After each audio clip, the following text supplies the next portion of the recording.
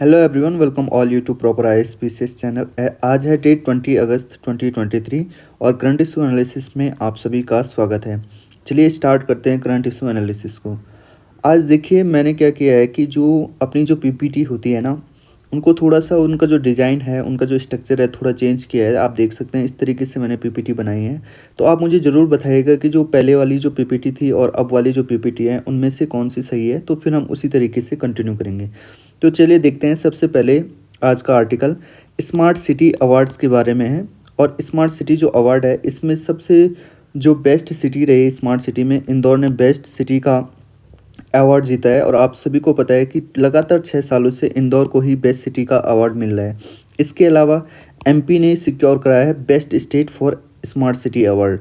तो इसको और डिटेल में हम देखने की कोशिश करते हैं। तो इंडिया स्मार्ट सिटी अवार्ड मिला था, इंदौर को बेस्ट स्मार्ट सिटी का अवार्ड मिला है और मध्य प्रदेश को स्टेट के उसमें टॉप मिला है कि स्टेट में स्मार्ट सिटी में सबसे बेस्ट कौन है, मध्य प्रदेश, और मध्य प्रदेश में ही है इंदौर। तो इतनी जानकारी आपको मिल गई। अब दूसरी चीज़ें हम देखते हैं कि सेकंड एंड थर्ड पोजीशन पे कौन आया। सेकंड एंड थर्ड पोजीशन में सिटी की बात करें तो सूरत और आगरा। तो सेकंड पे सूरत आया और थर्ड पे आगरा आया। अगर वहीं हम स्टेट की बात करें तो स्टेट में देखिए तमिलनाडु, राजस्थान, उत्तर प्रदेश को मिला है second, third and fourth rank respectively. तो इतनी चीज़ें आपको याद रखनी थी। इसके अलावा जो ये अवार्ड होता है ये ऑर्गेनाइज किया जाता है ministry of housing and urban affairs, ठीक है, under the smart city mission. इतनी चीज़ आप समझ गए। अब देखिए जो स्मार्ट सिटी मिशन था ना, वो स्मार्ट सिटी मिशन 2015 में आया था। और ये इसलिए आया था कि ताकि जो क्वालिटी ऑफ लाइफ है सिटीज़न की उनको बढ़ाया जा सकता है, इन्हेंस किया जा सकता है। और इसके अलावा जो सिटीज़ है हमारी उनमें हम स्मार्ट सॉल्यूशन को क्या करेंगे, इम्प्लीमेंट करेंगे। जैसे किस किस चीज़ों में, जैसे इंफ्रास्ट्रक्चर, इन्वायरमेंट एंड गवर्नेंस में। तो ये सारी चीज़ें आप सभी को समझ में आ गई होंगी। देखिए जो स्मार्ट सिटीज़ अवार्ड है ये प्रोजेक्ट करता है कौन से आइडिया को, सो डैट कि हम सस्टेनेबल जो डेवलपमेंट है उसको प्रमोट कर सकें, ठीक है, हम inclusive, safe, healthy and collaborative urban space को बना पाए, ठीक है। इसके अलावा जो सिलेक्शन प्रोसेस था इसमें 2 स्टेजेस थी। पहली थी ए क्वालिफाइंग असेसमेंट एंड सेकंड थी प्रपोजल सबमिशन। तो इतनी चीज़ें आई होप आप समझ गए होंगे। नाउ अगले आर्टिकल की तरफ बढ़ते हैं। देखिए जो अगला आर्टिकल है बहुत ज़्यादा इंपॉर्टेंट है आर्ट एंड कल्चर के पर्सपेक्टिव से। देखिए जो नटराजन जो स्कल्पचर है वो तमिलनाडु से G20 के समिट में ले जाया जा रहा है, सो डैट जो G20 की जो समिट है उसमें जो ये नटराजन जो स्कल्पचर है इसको इम्प्रेस किया जाए। तो देखिए नटराजन स्कल्पचर के बारे में हम थोड़ा सा पढ़ते हैं आर्ट एंड कल्चर के पर्सपेक्टिव से, इट इज़ वेरी इंपॉर्टेंट। तो देखिए जो नटराजा जो ब्रॉन्ज स्कल्पचर है ये मीडिएवल इरा से बिलोंग करती है, ठीक है, और ये साउथ इंडियन से ओरिजिनेट हुई है। और ये जो नटराजा ब्रॉन्ज स्कल्पचर है इसको पैट्रोनाइज किया गया था चोला डायनेस्टीज के द्वारा इन 12th सेंचुरी सी का मतलब है कॉमन इरा। तो इतना तो आपको पता होना चाहिए कि जो नटराजा ब्रॉन्ज स्कल्पचर है ये अंडर किसके पैट्रोनाइज था, चोला डायनेस्टी के इन 12th सेंचुरी CE। अब इसके कुछ फीचर देखते हैं। देखिए ये जो आपको ये बाहर से ये चीज़ दिख रही है ना, इसे रिंग ऑफ फायर कह रहे हैं, इसे प्रभामंडल भी कह रहे हैं। इसे क्या कह रहे हैं, प्रभामंडल कह रहे हैं, जिसमें अपने ये लॉर्ड शिवा हैं, इसके चारों तरफ एक सर्कल ऑफ फायर है जिसे प्रभामंडल कहा जाता है। इसके अलावा अपर राइट हैंड होल्ड डमरू, जो देखेंगे ये जो अपर राइट हैंड है इन्होंने यहाँ पे डमरू को होल्ड किया है।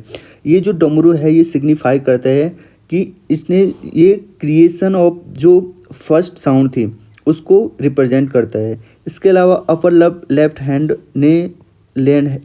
में क्या है, अग्नि है। तो ये अग्नि क्या सिग्निफिकेंट करती है, ये क्या रिप्रेजेंट करती है, ये फायर को रिप्रेजेंट करती है डेट विल डिस्ट्रॉय यूनिवर्स, जो कि यूनिवर्स को डिस्ट्रॉय कर सकता है। इसके अलावा जो लोअर राइट हैंड है जो जिसे हम अभय मुद्रा भी कहते हैं, इसका मतलब है जेस्टर डेट अलाई फियर, मतलब ऐसा जेस्टर जो फियर को क्या करता है, समाप्त करता है। इसके अलावा यहाँ नीचे देखेंगे आप, यहाँ पे ड्वार्फ लाइक फिगर है, ठीक है, जो ये बताता है कि ये सिंबलाइज करता है कि जो मैन का ईगो है, इग्नोरेंस है, उसको शिवा ने क्या कर दिया है, डिफीट कर दिया है। सो डैट अब ये मैन किसकी तरफ जाएगा, विजडम की तरफ जाएगा, क्योंकि अब इसका इग्नोरेंस एंड ईगो किसने ख़त्म कर दिया है, शिवा ने ख़त्म कर दिया है। तो ये सारी चीज़ें थी जो मैंने थोड़ा थोड़ा आपको बताया कि जो ये पर्टिकुलर जो ये स्कल्पचर है इसमें क्या क्या सिग्निफिकेंट चीज़ें हैं जो कि हमें एग्जाम पर्सपेक्टिव व्यू से याद रखना है। याद रखिएगा ये प्रीलिम्स एस्पेक्ट से बहुत ज़्यादा इंपॉर्टेंट होने वाला है आप सभी के लिए। चलिए आगे बढ़ते हैं। अब देखिए क्या है कि द ग्लोबल बायोडाइवर्सिटी फ्रेमवर्क जो फंड है उसको रेटिफाई और लॉन्च किया गया है। जो ये ग्लोबल बायोडाइवर्सिटी फ्रेमवर्क फंड है इसको रेटिफाई और लॉन्च किया है कब? During the 7th assembly of global environment facility, जो कि वैंकूवर और कनाडा में हो रही है। मतलब कनाडा में ही वैंकूवर है, आप ईस्टर्न कोस्ट पे देख सकते हैं। अब देखिए ये ग्लोबल बायोडाइवर्सिटी फ्रेमवर्क फंड है क्या, इसके बारे में एक बार देखते हैं। देखिए जो ये ग्लोबल बायोडाइवर्सिटी फ्रेमवर्क फंड है इसको सबसे पहले ग्लोबल इन्वायरमेंट फैसिलिटी के अंदर लाया गया था, अप्रूव किया गया था। इसका एम है to support the Kunming Montreal global biodiversity framework, जो कि 2030 तक के लिए ये जो Kunming Montreal global biodiversity framework है 2030 तक का हमारा इसमें गोल है। अब क्या गोल है इसके बारे में अभी पढ़ेंगे। इसके अलावा जो ये फंड है इस फंड में कहा गया है कि अगर कोई कंट्रीब्यूट करना चाहता है, जैसे कोई कंट्री हो गया, नॉन प्रॉफिट ऑर्गेनाइजेशन होता है या प्राइवेट सेक्टर हो गया, वो वेलकम है। इसके अलावा फंड एलोकेशन इस तरीके से दिया गया है, आपको इतनी चीज़ें याद रखने की ज़रूरत नहीं है क्योंकि हम वही चीज़ें पढ़ते हैं जो एग्जाम पर्सपेक्टिव से बहुत ज़्यादा इंपॉर्टेंट है। अब देखिए यहाँ पे बात करते हैं Kunming Montreal global biodiversity framework की बात करते हैं। देखिए इसको अडॉप्ट किया था कॉप 15 2022। ये कॉप 15 किसकी थी? CBT की, कन्वेंशन ऑफ बायोलॉजिकल डाइवर्सिटी की ये कॉप थी 15 2022 में। इसमें गोल थे, 4 गोल थे और 23 टारगेट थे जिनको अचीव करना था हमें 2030 तक। अब इसका एम क्या है कि इको सिस्टम को हमें रिस्टोर करना है, एरियाज़ को कंजर्व करना है, ठीक है। इसके अलावा जो एक्सटिंक्ट स्पीसीज है उनको प्रिवेंट करना है, पॉल्यूशन को जो पॉल्यूशन रिस्क है उसको कम करना है, जो क्लाइमेट चेंज हो रहा है उसको टैकल करना है और बहुत और भी चीज़ें जो बायोडाइवर्सिटी से रिलेटेड हैं। तो इतनी चीज़ें आपको याद रखनी है कि कुनमिंग मॉन्ट्रियल बायोडाइवर्सिटी फ्रेमवर्क हमने कब अपनाया था? जब CBD convention of biological diversity की जो कॉप हुई थी 2022 में, उसमें अपनाया गया था। इसमें 4 गोल है और 23 टारगेट है, ये भी आपको याद रखना है। और ये भी याद रखना है कि जब ग्लोबल बायोडाइवर्सिटी फ्रेमवर्क फंड की बात होगी तो आपको ये याद रखना है कि ये रेटिफाई एंड लॉन्च किया है कब? ग्लोबल इन्वायरमेंट फैसिलिटी की असेंबली में, ठीक है। और वो कहाँ हुआ था? वैंकूवर कनाडा में। अब देखते हैं, बात करते हैं ग्लोबल इन्वायरमेंट फैसिलिटी की बात करते हैं। ये ग्लोबल इन्वायरमेंट फैसिलिटी है क्या? देखिए इसको इस्टेब्लिश किया गया था 1992 में रियो अर्थ समिट। अब रियो अर्थ समिट क्या है इसके बारे में भी हम थोड़ा देर में पढ़ेंगे। तो इतनी चीज़ तो आप समझ गए कि ग्लोबल इन्वायरमेंट फैसिलिटी 1992 में इस्टेब्लिश किया गया था। ये जो फंड है, ये जो फैमिली ऑफ फंड है, ये डेडिकेट है किसके लिए? बायोडाइवर्सिटी जहाँ पे लॉस हो रही है वहाँ पे ये फंड दिया जाएगा, जहाँ पे क्लाइमेट चेंज के लिए ये फंड दिया जाएगा, पॉल्यूशन जो लैंड पे स्टैंड हो रहा है या ओशन के हेल्थ पे जो स्ट्रेन हो रहा है उस चीज़ के लिए ये फंड बेसिकली दिया जाएगा। अब देखिए ये जो फंड है ये फाइनेंशियल असिस्टेंट प्रोवाइड कराता है 5 मेजर इंटरनेशनल कन्वेंशन को। ये चीज़ बहुत ज़्यादा इंपॉर्टेंट है, आप इन 5 इंटरनेशनल कन्वेंशन को याद रखना है। जो फर्स्ट कन्वेंशन है वो मिनीमाता कन्वेंशन ऑन मरकरी है, जो कि साइन की गई थी 2013 में और फोर्स आई थी 2017 में, ठीक है। इसके अलावा जो सेकंड है Stockholm convention on persistent organic pollutant, ठीक है। परसिस्टेंट ऑर्गेनिक पॉल्यूटेंट वो पॉल्यूटेंट होते हैं जो हमारे इन्वायरमेंट में लगातार बने रहते हैं, जो कि इन्वायरमेंट के लिए बहुत ज़्यादा खतरनाक होते हैं। तो ये स्टॉकहोम कन्वेंशन किससे रिलेटेड है? Persistent organic pollutant. इस चीज़ को भी आपको याद रखना है, जो कि एडॉप्ट की गई थी 2001 में और फोर्स में आई 2004 में। इसके अलावा United nation convention on biological diversity, जो कि फोर्स में आई थी 1993 में। इसके अलावा जो 4 है united nation convention to combat desertification, जो कि एडॉप्ट की गई थी 1994 में। जो 5वां है united nation framework convention on climate change, जिसे हम UNFCCC भी कहते हैं, जो 1992 मतलब रियो अर्थ समिट में ही इसको साइन किया गया था और फोर्स में आई थी ये 1994 में। इसके अलावा जो ग्लोबल इन्वायरमेंट फैसिलिटीज़ हैं इसके अंदर 184 कंट्रीज हैं, जिसमें इंडिया भी इंक्लूड है। डेट इज़ वेरी इंपॉर्टेंट, इस चीज़ को आप याद रखिएगा। इसके अलावा जो इंपॉर्टेंट चीज़ है जो मैं यहाँ पे आपको स्टार लगा के बता रहा हूँ कि जो ग्लोबल इन्वायरमेंट फंड की जो ट्रस्टी है वो वर्ल्ड बैंक है, इस चीज़ को याद रखिएगा, ठीक है। अब हम थोड़ा रियो अर्थ समिट के बारे में देखते हैं। देखिए जो रियो अर्थ समिट है वो 1992 में आया था और इसमें 3 चीज़ें थी। सबसे पहले थी UNFCCC United nation framework for climate change, दूसरा था कन्वेंशन ऑन बायोलॉजिकल डाइवर्सिटी और तीसरा था sustainable development. Climate change UNFCCC के अंदर क्या था? Kyoto protocol and Copenhagen accord था। फिर CBD के अंदर कन्वेंशन ऑफ बायोलॉजिकल डाइवर्सिटी के अंदर क्या क्या था? Cartagena biosafety protocol. सेकंड था नागोया जेनेटिक रिसोर्स प्रोटोकॉल और थर्ड था एजी टारगेट, ठीक है। इसके अलावा सस्टेनेबल डेवलपमेंट में था एजेंडा 21 और रियो+20। मतलब रियो+20 का मतलब ये है कि जब हमने रियो अर्थ समिट हुआ था तो उसके बाद 20 साल बाद रियो+20 कहा जाता है कि जब 20 साल बाद दोबारा से ये अर्थ समिट हुआ था। तो देखिए इतनी चीज़ें तो मैंने बता दी, क्योंकि ये करंट अफेयर का जो लेक्चर है इसमें मैं आपको ज़्यादा और डिटेल से नहीं पढ़ा सकता, क्योंकि फिर टाइम बहुत ज़्यादा हो जाएगा। बट आपको क्या करना है, इस चीज़ के बारे में अलग से जाके दोबारा पढ़ना है कि ये चीज़ें क्या है, इन चीज़ों में क्या क्या है, नगोया जेनेटिक रिसोर्स प्रोटोकॉल क्या है, एच टारगेट क्या होते हैं, कब तक के लिए हैं ये, ठीक है। तो ये सारी चीज़ें आपको ज़रूर पढ़नी है, ठीक है। चलिए आगे बढ़ते हैं। अब हम बात करते हैं Modi Greece PM agree on strategic partnership. देखिए अभी क्या हुआ है ना कि जो हमारे मोदी जी हैं वो कहाँ गए हैं, ग्रीस में, और ग्रीस में उन्होंने वहाँ के जो प्राइम मिनिस्टर है उनके साथ मुलाकात की है और बहुत सारी चीज़ों पे हमने वहाँ पे डिस्कशन करा है। देखिए ग्रीस में जाने वाले जो हमारे प्रधानमंत्री जी हैं वो आफ्टर हमारे कोई भी जो प्रधानमंत्री गए, इससे पहले जो प्रधानमंत्री ग्रीस में गए थे वो थी श्रीमती इंदिरा गांधी जी, और आफ्टर 40 ईयर बाद हमारे मोदी जी वहाँ गए हैं और बहुत सारी चीज़ों पर वहाँ पर डिस्कशन हुआ था। अभी मुझे एक कमेंट आया था, वहाँ पर कमेंट आया था कि इंटरनेशनल रिलेशन की हम किस तरीके से तैयारी करें।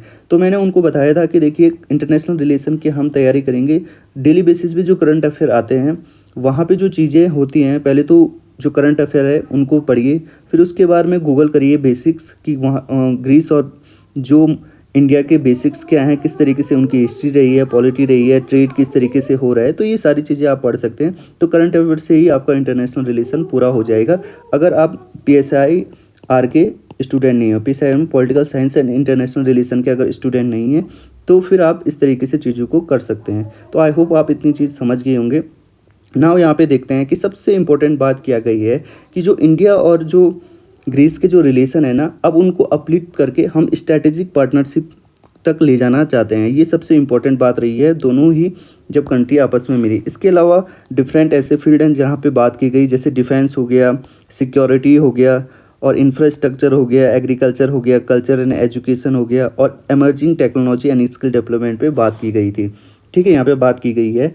इसके अलावा बहुत सारी और चीज़ों पे डिस्कशन किया गया, जैसे डिजिटल पेमेंट। आप सभी को पता है इंडिया हर जगह जहाँ भी जा रहा है वहाँ पे डिजिटल पेमेंट की बात कर रहा है, क्योंकि UPI को इंटरनेशनलाइजेशन करना चाहता है इंडिया, ठीक है। तो डिजिटल पेमेंट की बात हो गई, शिपिंग की बात हो गई, फार्मा की बात हो गई, कल्चर हो गया, एजुकेशन हो गया, और people to people tie connection हो गया। इसके अलावा देखिए इंडिया ग्रीस एंड जो ग्रीस के प्राइम मिनिस्टर हैं उन्होंने बोला कि इंडिया और ग्रीस के बीच में जो टूरिज़्म की जो अपॉर्चुनिटी है वो बहुत ज़्यादा है और हमें इसको आगे बढ़ाना चाहिए, ठीक है। तो अब थोड़ा और इसकी बेसिक देखते हैं, पर उससे पहले ग्रीस का एक बार लोकेशन आप देख लीजिए। तो ये है ग्रीस, ठीक है, ये है यहाँ पे ग्रीस, मेडिटेरियन रीजन के पास ही ये पड़ता है। ये है एजियन सी, यहाँ पे है डार्डेनलीज स्टेट, और ये है सी ऑफ मरमरा, और सी ऑफ मरमरा के बाद जो स्टेट ऑफ बॉस्फोरस आता है और उसके बाद ब्लैक सी आता है। तो इतनी चीज़ें आपको याद रखनी है। यहाँ पे मैंने साइप्रस का भी क्या लिया है, एक मैप लिया है। अब साइप्रस का मैप मैंने इसलिए लिया है, देखिए, क्योंकि ग्रीस और साइप्रस इन दोनों के साथ हमारी अच्छी दोस्ती है, और अगर अच्छी दोस्ती कंटिन्यू रहेगी तो जो टर्की है जो पाकिस्तान को फेवर करता है, तो हम उस पर क्या बना सकते हैं, दबाव बना सकते हैं। तो इस तरीके से हमारी जो स्ट्रैटेजी है वो रहती है कि जो हमारे खिलाफ कंट्रीज है उनके आसपास की जो कंट्रीज है उनके साथ अच्छे रिलेशन बनाओ, सो दैट हम उन पर दबाव बना सकें। यहाँ पे ये साइप्रस का ये लोकेशन है। तो आप देखोगे जो ये हरा वाला जो रीजन है, ये जो लाइन है, इसके इधर ये ग्रीस है, और इसके इधर जो ये बचा हुआ कंट्री है ये है साइप्रस। तो इतनी चीज़ आपको यहाँ पे याद रखनी है। तो आप चाहे तो पूरा मेडिटेरियन रीजन का जो लोकेशन है वो देख सकते हैं खुद से। तो देखिए कुछ चीज़ें आपको खुद से भी प्रैक्टिस करनी है, क्योंकि सारी चीज़ें यहाँ पे करंट अफेयर में आपको नहीं बताई जा सकती है। तो इस चीज़ को आपको याद रखना है कि जो भी पर्टिकुलर यहाँ पे मैप वगैरह आते हैं तो उनकी जो लोकेशन है, आसपास की लोकेशन आपको खुद से जाके देखनी है, ठीक है। तो चलिए आगे बढ़ते हैं। अब देखिए ग्रीस एंड जो इंडिया है उसकी स्ट्रैटेजिक पार्टनरशिप तक हम चीज़ों को ले जाना चाहते हैं, बायलैटरल टाइज को स्ट्रैटेजिक लेवल तक ले जाना चाहते हैं। इसके अलावा देखिए जो इंगेजमेंट है इंडिया और ग्रीस की वो क्यों है इम्पॉर्टेंट, क्योंकि जो ये एरिया है ग्रीस का जो एरिया है वो एशिया, अफ्रीका एंड यूरोप तीनों को ही कवर कर, आप देखेंगे ना तो ये एक प्रकार से एंटी पॉइंट टाइप का है। एक तो ये एशिया के लिए हो गया, ये यूरोप के लिए हो गया, और अफ्रीका के लिए हो गया, ठीक है।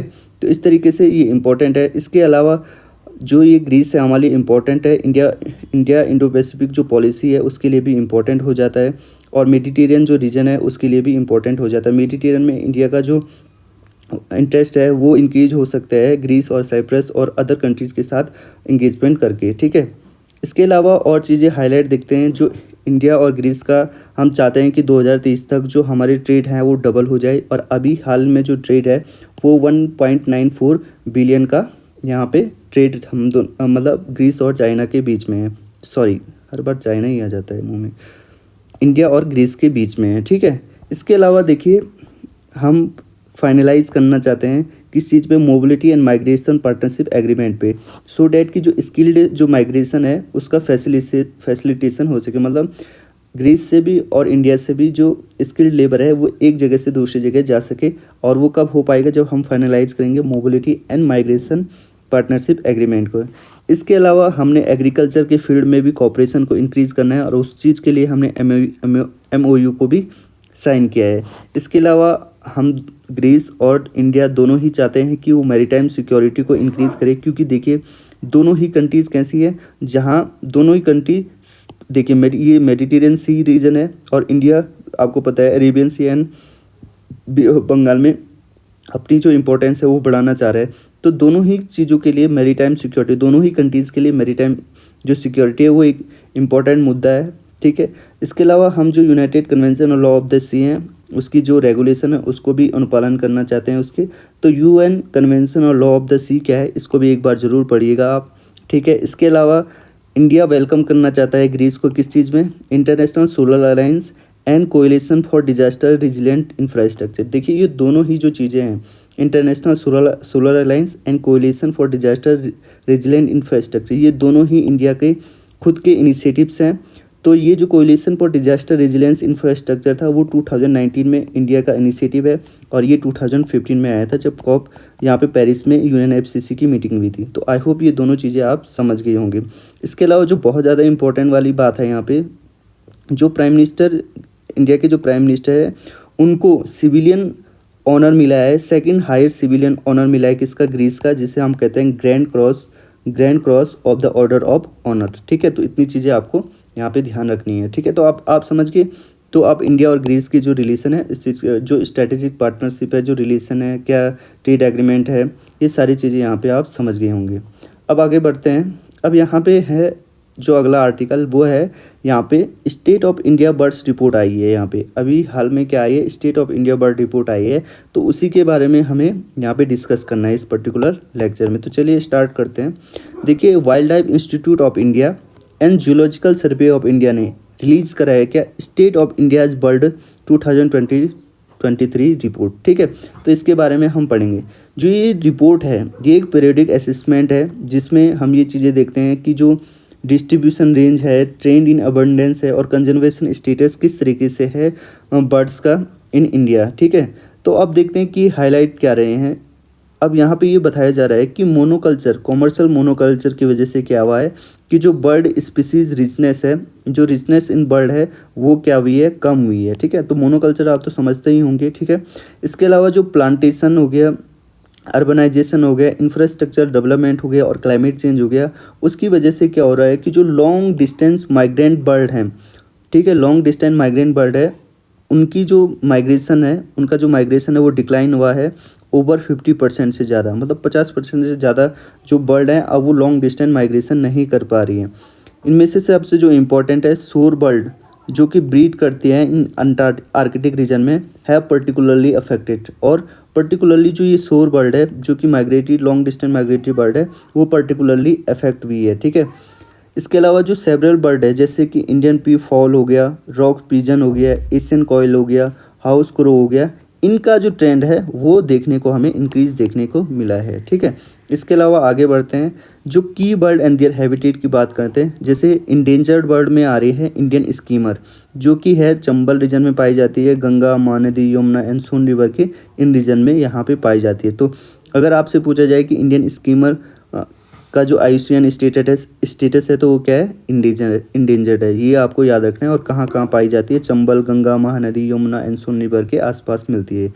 इसके अलावा ब्लैक बिलेट टर्न, जो ये ब्लैक बिलेट टर्न जो बर्ड है ये भी इंडेंजर है, और ये भी इन्हीं जगह पे पाई जाती है। इसके अलावा क्रिटिकली इंडेंजर्ड जो बर्ड्स हैं वो हैं ग्रेट इंडियन बस्टर्ड हो गया, जो कि राजस्थान और गुजरात में आपको देखने को मिलेगा। ये राजस्थान का स्टेट बर्ड भी है। इसके अलावा बंगाल फ्लोरिकन आपको देखने को मिलेगा हिमालय रीजन में, Terai grassland of north east India में, जैसे कि उत्तर प्रदेश हो गया, असम हो गया, अरुणाचल प्रदेश हो, इन जगह पे आपको बंगाल फ्लोरिकन देखने को मिलेगा। और जो ये बंगाल फ्लोरिकन बर्ड है ये क्रिटिकली इंडेंजर्ड है। मोस्ट इंपॉर्टेंट, जितनी भी क्रिटिकली इंडेंजर्ड बर्ड होती हैं या एनिमल होती है उनको तो आपको पक्का याद रखना है। इसके अलावा बियर्स पोचार्ड है, ये wetland of Assam and Manipur में पाई जाती है ये बर्ड, और ये भी क्रिटिकली इंडेंजर्ड है। तो इन सभी चीज़ों को आपको याद रखना है।